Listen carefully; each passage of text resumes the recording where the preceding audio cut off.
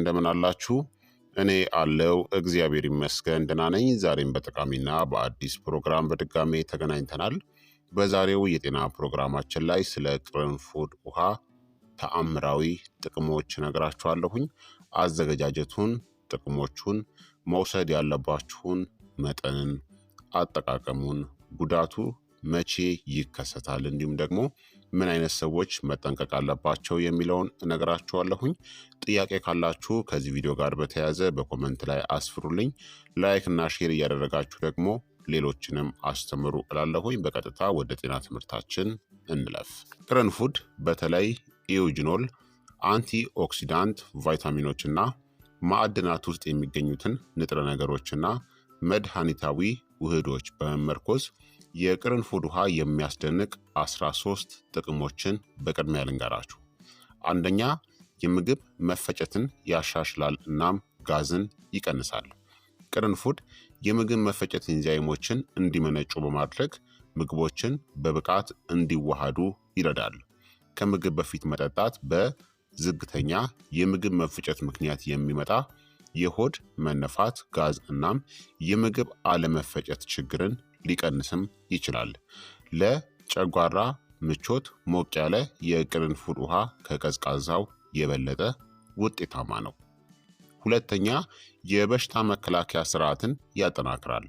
ቅርንፉድ እንደ ቫይታሚን ሲ እናም ኢዩጅኖል ባሉ አንቲኦክሲዳንቶች የበለጸገ ሲሆን እነዚህም ፍሪ ራዲካሎችን ለመዋጋትና ጎጂ ተዋሲያንን ለመክታትም ይረዳሉ።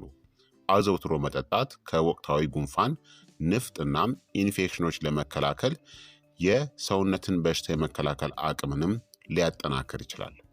ሶስተኛ፣ ተፈጥሯዊ ጸረ ባክቴሪያ እናም ጸረ ቫይረስ ባህሪም አለው።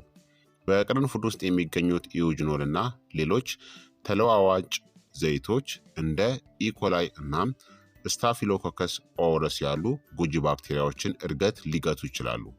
በምግብ የሚመጡ በሽታዎችንናም ቀላል የጉሮሮ ወይም የአፍ ኢንፌክሽኖችን ለመከላከልም ይረዳል። አራተኛ፣ የጉሮሮ ህመምን እናም ሳልንም ያስታግሳል። ኢዩጅኖል መጠነኛ የማደንዘዝ እናም አንቲ ኢንፍላማቶሪ ባህሪ ስላለው የጉሮሮ መቆጣትን ያስታግሳል። ሞቅ ያለ የቅርንፉድ ውሃ አክታን ለማቅጠን፣ ሳልን ለማስታገስ እናም በጉንፋን ጊዜ የሚከሰት የጉሮሮ ህመምን ለማረጋጋትም ይረዳል። አምስተኛ፣ የአፍ ጤናን ያሻሽላል እናም የአፍ ጠረንንም ያድሳል። የቅርንፉድ ኦይሉ ህመምን የማስታገስ እናም ጀርሞችን የመግደል ባህሪ ስላለው ለጥርስ ህመም ባህላዊ መድኃኒትም ነው። በቅርንፉድ ውሃ መጉመጥሞጥ የአፍ ጠረንን፣ የድድ ብግነትን እናም ቀላል የአፍ ውስጥ ቁስሎችንም ሊቀንስ ይችላል። ስድስተኛ፣ የጉበት ጤናን ይደግፋል። ኢዩጅኖል በጉበት ውስጥ የሚፈጠረውን የኦክሲዲቲቭ ስትረስንናም እብጠትን በመቀነስ የሰውነትን የመመረስ ሂደትን ይደግፋል። በተመጣጣኝ መጠን ሲወሰድ ከስባማ ጉበት በሽታ ሊከላከልናም የጉበት ኢንዛይሞችን ሚዛንንም ሊያሻሽል ይችላል። ሰባተኛ፣ የደም ስኳር መጠንንም ይቆጣጠራል። በቅርንፉድ ውስጥ የሚገኙ አንዳንድ ውህዶች የኢንሱሊን ሴንሲቲቪቲን እናም የግሉኮስ ሜታቦሊዝምን ያሻሽላሉ። በተለይ ከፍተኛ ካርቦሃይድሬትስ ያላቸው ምግቦችን ከመመገብ በፊት ሲጠጣ ለስኳር በሽታ፣ ለአይነት 2 ወይም የደም ስኳር መጨመርን ለመከላከልም ጠቃሚ ነው። ስምንተኛ፣ ለመገጣጠሚያ እናም ለጡንቻ ህመም አንቲ ኢንፍላማቶሪ ውጤት አለው። ኢዩጅኖል እንደ ፕሮስካንዲን ያሉ የብግነት ውህዶችን ማምረት ይቀንሳል። የቅርንፉድ ውሃን መጠጣት ወይም የቀዘቀዘ የቅርንፉድ ውሃ መጭመቂያ ወይም ደግሞ ኮምፕረስን መጠቀም በአርትራይተስ ምክንያት ለሚከሰት የመገጣጠሚያ ጥንካሬ እናም ለጡንቻ ህመምም ሊረዳ ይችላል። ዘጠነኛ፣ የመተንፈሻ አካላትን ጤናን ያሻሽላል። የቅርንፉድ ንፋጭን የማሟሟት እናም አንቲ ኢንፍላማቶሪ ባህሪው የአየር መንገዶችን መጨናነቅን ያጸዳል። የቅርንፉድ ውሃ መተንፈስን በማቅለል እናም አክታን በመቀነስ ለአስም፣ ለብሮንካይተስ እናም ለሳይነስ እፎይታን ይደግፋል። አስረኛ፣ ክብደትን ለመቀነስም ይረዳል። የቅርንፉድ ውሃ በውስጡ ባሉት ቅመም አዘል ውህዶች አማካኝነት ሜታቦሊዝምን በትንሹ በማሳደግናም የምግብ ፍላጎትን በመቀነስ ክብደትን ለመቆጣጠር ሊረዳ ይችላል። የቅርንፉድ ውሃ ከተመጣጣኝ አመጋገብ ጋር ሲደባለቅ ከመጠን ያለፈ የሰውነት ስብን ለመቀነስም ሊረዳ ይችላል። 11ኛ የቆዳ ጤናንም ያሻሽላል። የቅርንፉድ አንቲ ኦክሲዳንትስ እናም ጸረ ባክቴሪያ ውህዶች ብጉርን የሚያስከትሉ ባክቴሪያዎችን ይዋጋሉ እናም የቆዳ ኢንፍላሜሽንን ይቀንሳሉ። የቅርንፉድ ውሃን አዘውትሮ መጠጣት ከውስጥ ንጹህ ቆዳን ይደግፋል። የቀዘቀዘ የቅርንፉድ ውሃ ደግሞ እንደ ለስላሳ ቶነር ሆኖም ሊያገለግል ይችላል። 12ኛ የወር አበባ ቁርጠትንም ይቀንሳል። ኢዩጅኖል እንደ ተፈጥሯዊ የጡንቻ ማስታገሻ እናም አንቲ ኢንፍላማቶሪ ወኪል ሆኖ ያገለግላል። በወር አበባ ጊዜ ሞቅ ያለ ቅርንፉድ ውሃ መጠጣት የማህፀን ጡንቻ መኮማተርን እናም ምቾት ማጣትንም ሊቀንስ ይችላል። 13ኛ የአጥንት ጤናንም ያሻሽላል። ቅርንፉድ ለአጥንት ጥግግትናም ኮላጅን ምርት አስፈላጊ የሆነውን ማዕድን ማንጋኒዝን ይዟል። የቅርንፉድ ውሃ በተለይ በካልሲየም ከበለጸጉ ምግቦች ጋር ሲደባለቅ ጠንካራ አጥንትናም መገጣጠሚያዎችን ይደግፋል። ስለዚህ ቅርንፉድ እነዚህን ድንቅ ጥቅሞችን በውሃው መልኩ ብትጠቀሙትም ይሰጣችኋል ማለት ነው። ታዲያ በአጠቃላይ በቀን ከ1 እስከ 2 ኩባያ የቅርንፉድ ውሃን ከጠጣችሁ በቂ ነው። በአንድ ኩባያ ውስጥ ከ2 እስከ 3 ቅርንፉድ ፍሬውን መጠቀም ትችላላችሁ ማለት ነው። ከዛ በላይ አትጠቀሙ። ታዲያ የቅርንፉድ ውሃን በቤት ውስጥ ለመስራት ቀላልና ውጤታማ የሆኑ ዘዴዎችን ልንገራችሁ። አንደኛ መሰረታዊ የቅርንፉድ ውሃን አዘገጃጀት ነው። ፈጣን የሆነ ዘዴ። የሚያስፈልጋችሁ ግብአቶች ከ2 እስከ 3 ፍሬ ሙሉ ቅርንፉድ ያስፈልጋችኋል። 1 ኩባያ ወይም ደግሞ 250 ሚሊ ሊትር ገደማ ሞቅ ያለ ውሃ ያስፈልጋችኋል። አዘገጃጀቱም ውሃው መፍላት እስከሚጀምር ድረስ አፍሉት። ከዛም ቅርንፉዶቹን ወደ ትኩስ ውሃ ውስጥ ጨምሩ። ከድናችሁ ከ10 እስከ 15 ደቂቃዎች አቆዩት። ከዛም አጥልላችሁ ሙቅ እያለ ጠጡት። ሁለተኛ ለአንድ ሌሊት በመዘፍሰፍ የቅርንፉድ ውሃን መጠጣት ነው። ይህ የበለጠ ጠንካራ እናም ለስላሳ ጣዕምን ይሰጣችኋል። የቅርንፉድ አንቲ ኦክሲዳንት እናም ኦይሎች ለመፍላት ምሬት ቀስ ብሎ ይለቀቃል። ከ3 እስከ 5 ሙሉ ቅርንፉዶችን ሙቀት ባለው 1 ብርጭቆ ውሃ ውስጥ ጨምሩ። ከዛም ሸፍናችሁ ለአንድ ሌሊት ከ6 እስከ 8 ሰዓታት ተዉት። ጠዋት ከዛም በባዶ ሆድ ጠጡት። ሶስተኛ ደግሞ በቅርንፉድ ሻይ መልክ መጠጣት ነው። ለሳል፣ ለጉንፋን ወይም ደግሞ ለወር አበባ ህመሞች የሚያስፈልጋችሁ ግብአቶች ከ4 እስከ 5 ፍሬ ቅርንፉድ ያስፈልጋችኋል። 1 ኩባያ ያስፈልጋችኋል ውሃ ማለት ነው። ከዛም አማራጭ እንደ ትንሽ ዝንጅብል፣ ማር ወይም ደግሞ ሎሚ ያስፈልጋችኋል። ከዛም ውሃውን ከቅርንፉድ ጋር እናም ዝንጅብል ካለ ከዝንጅብል ጋር ለ5 ደቂቃዎች አፍሉት። ከዛም አጥልላችሁ ወይም ደግሞ አጣርታችሁ ወደ ኩባያ ውስጥ ቅዱት። ለጣዕምና ለተጨማሪ ጥቅሞች ማር ወይም ደግሞ ሎሚን ጨምቃችሁ መጠጣት ትችላላችሁ ማለት ነው። ስለዚህ ቅርንፉድን ውሃውንም በዚህ መልኩ መጠቀም ትችላላችሁ ማለት ነው። ታዲያ የቅርንፉድ ውሃን ለመጠጣት ምርጡ ጊዜ ምን ሰዓት ነው የሚለውን ልንገራችሁ። ለምግብ መፈጨት ከሆነ ምግብ ከመመገባችሁ በፊት ከ20 እስከ 30 ደቂቃዎች በፊት መጠጣት። ለበሽታ መከላከል ከሆነ ጠዋት በባዶ ሆድ መጠጣት። ለሳል ወይም ደግሞ ለጉንፋን ከሆነ በቀን 2 ጊዜ ጠዋትና ማታ መጠጣት። ለወር አበባ ቁርጠት ወይም ደግሞ ህመም ከሆነ ህመም በሚሰማችሁ ጊዜ ሙቅ አድርጋችሁ መጠጣት ትችላላችሁ። ታዲያ ስትጠጡ በትንሽ መጠን ጀምሩ። በቀን ከ2 እስከ 3 ፍሬ ቅርንፉድን በመጠቀም ጀምሩ። ሰውነታችሁ እንዴት እንደሚቀበለው ለማየት ማለት ነው። ከመጠን በላይ ደግሞ ከመጠቀም ተቆጠቡ። በቀን ከ6 ቅርንፉድ በላይ አትጠቀሙ። የጨጓራ መቆጣትን ወይም ደግሞ የደም ስኳር መጠን መቀነስን ለመከላከልም ይረዳል። ለነፍሰ ጡር ሴቶች ወይም ደግሞ የደም መርጋት ችግር ላለባቸው ሰዎች ደግሞ በሐኪም ካልተፈቀደ በስተቀር አይመከርም። ታዲያ የቅርንፉድ ውሃን የተወሰኑ የጤና ጥቅሞችን ለማግኘት በተሻለ ጊዜ መጠጣት የላቀ ጥቅምን ያስገኝላችኋል። የቅርንፉድ ውሃን ለመጠጣት ምርጥ ጊዜያትና ጥቅሞቹን ልንገራችሁ። የመጀመሪያው አንደኛ ጠዋት በባዶ ሆድ ነው። በዚህ ጊዜ እንግዲህ ጥቅሞቹ ሜታቦሊዝምን ያፋጥናል፣ የቀን የምግብ መፈጨትን ያሳድጋል፣ በሽታ የመከላከል አቅምን ያጠናክራል፣ ጉበትንም ያጸዳል፣ ዲቶክሲፋይ ያደርጋል። ጠዋት ላይ ጨጓራችን በጣም ተቀባይ ስለሆነ በቅርንፉድ ውስጥ ያሉት አንቲ ኦክሲዳንት እናም ዘይቶች በብቃት ይዋጣሉ። ለስላሳ ጣዕም እንዲኖረው ለአንድ ሌሊት የመዘፍዘፍ ዘዴን ተጠቅማችሁ ጠጡ። ሁለተኛ፣ ከምግብ በፊት ከ20 እስከ 30 ደቂቃዎች በፊት መጠጣት ይቻላል። በዚህ ጊዜ ጥቅሞቹም የምግብ መፈጨትን ያሻሽላል፣ የሆድ መነፋትና ጋዝንም ይከላከላል፣ የደም ስኳር መጨመርንም ይቆጣጠራል።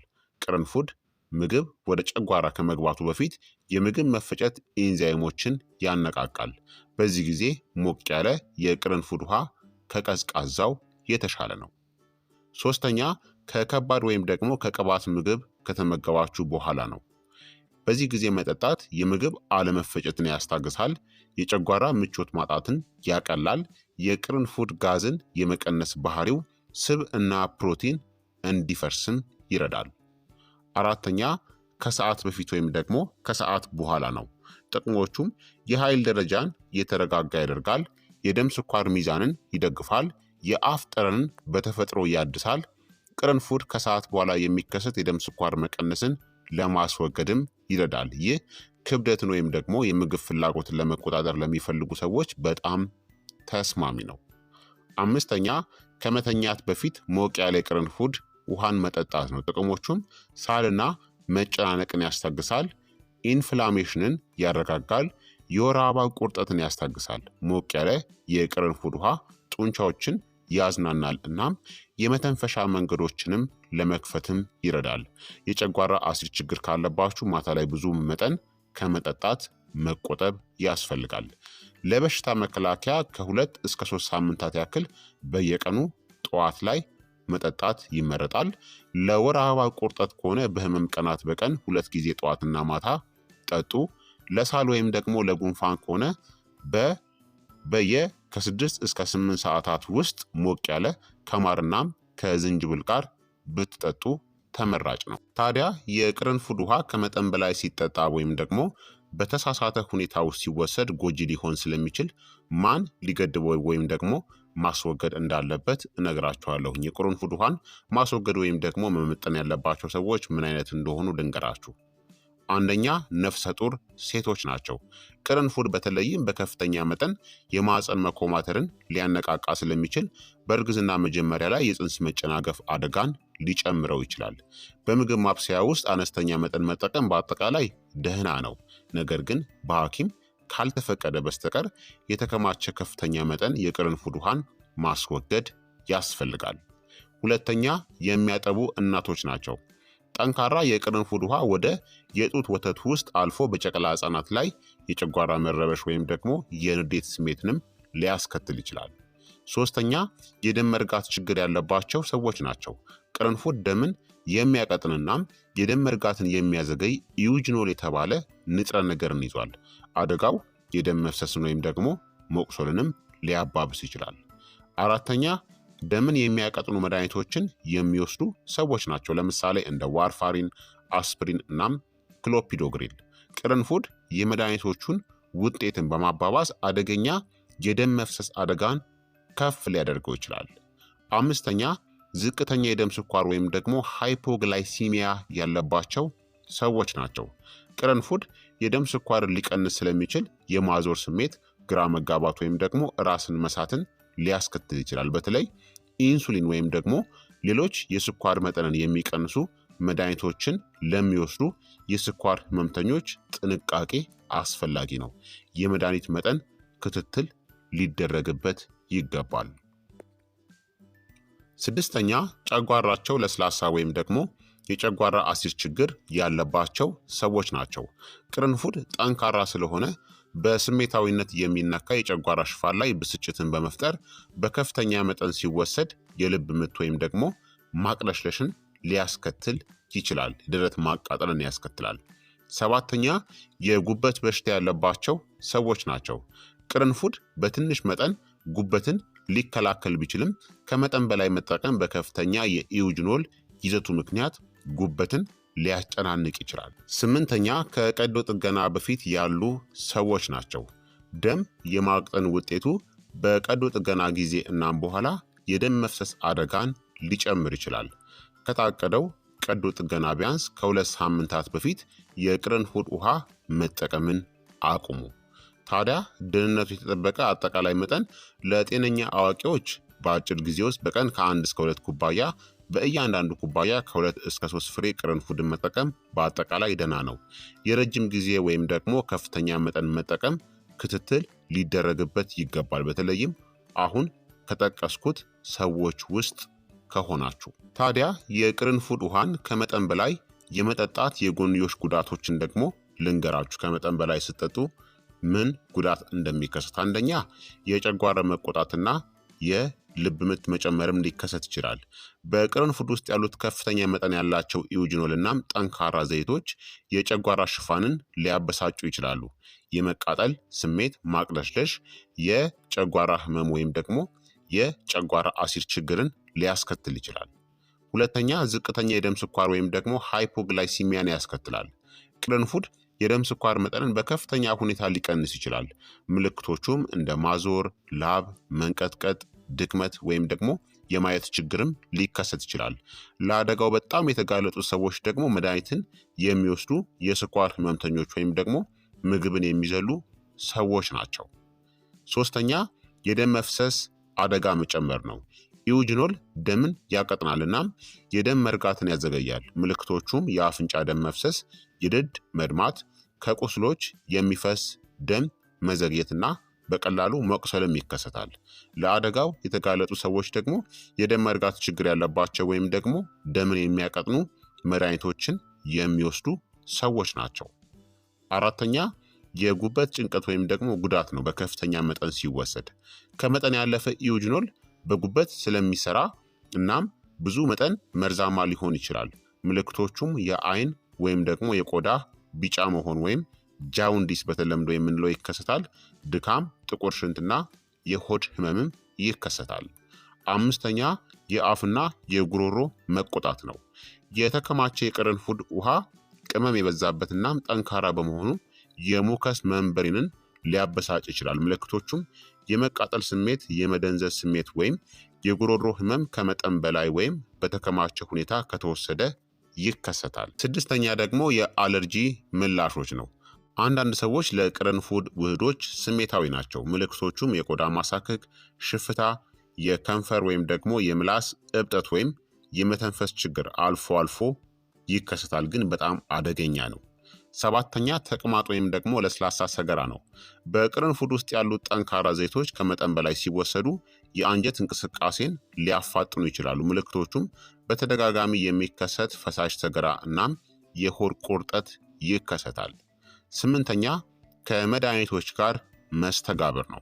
ቅርንፉድ የአንዳንድ መድኃኒቶችን ውጤት ሊያባብስ ወይም ሊቀንስ ይችላል። በተለይም ለደም ግፊት፣ ለደም ስኳርና ለደም መርጋት ማለት ነው። አደጋው ያልተረጋጋ የደም ግፊት፣ ያልተለመደ የልብ ምትና ከልክ ያለፈ ደም መፍሰስ ይከሰታል ማለት ነው። ስለዚህ ለረጅም ጊዜ በቀን ከ6 ቅርንፉድ በላይ መጠቀም እነዚህን ከባድ የሆኑ ጉዳቶችን ያስከትልባችኋል ማለት ነው። ቅርንፉድን የምትጠቀሙ ከሆነ ቢያንስ 3 ሳምንት ከተጠቀማችሁ በኋላ 1 ሳምንትን ብታርፉ መልካም ነው። እንዲሁም ከልክ በላይ እንዳልኳችሁ በቀን ከ6 በላይ የቅርንፉድ ፍሬን በፍጹም መጠቀም የለባችሁም። ከባድ የሆነ ጉዳትን ያስከትላል። በልኩና በመጠኑ ተጠቀሙ። በቀን ከ2 እስከ 3 እና እስከ 4 ፍሬ ቅርንፉድን ከተጠቀማችሁ በቂ ነው ማለት ነው።